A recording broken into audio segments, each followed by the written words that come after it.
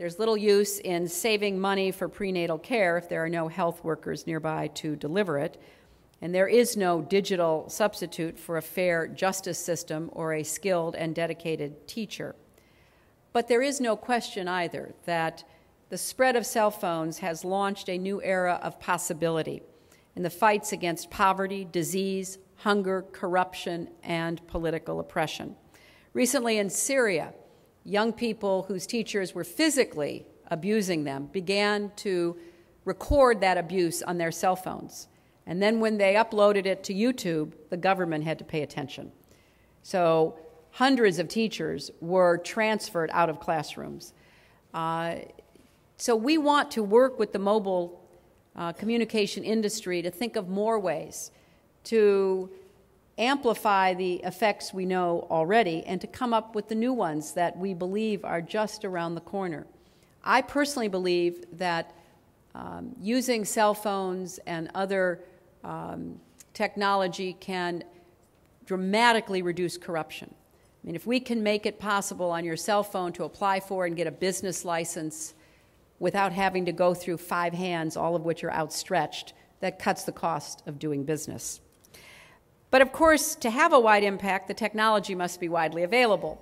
And for 300 million women in low and middle income countries, the technology is still out of reach.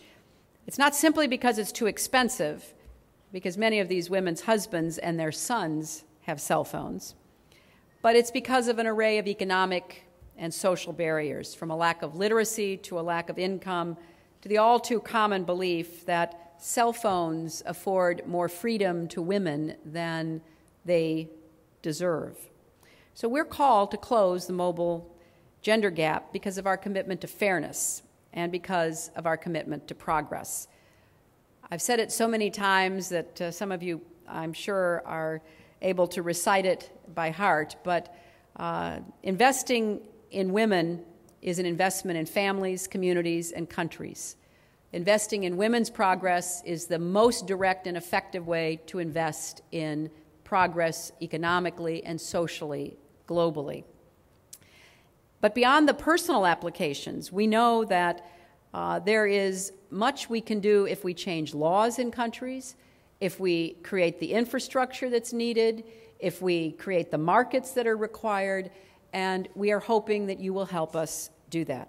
So I want to applaud the mWomen initiative for recognizing the importance of this cross-cutting issue and to convey the strong support of the State Department and USAID as you pursue your goal of reducing by 50% the gender gap in the next 3 years.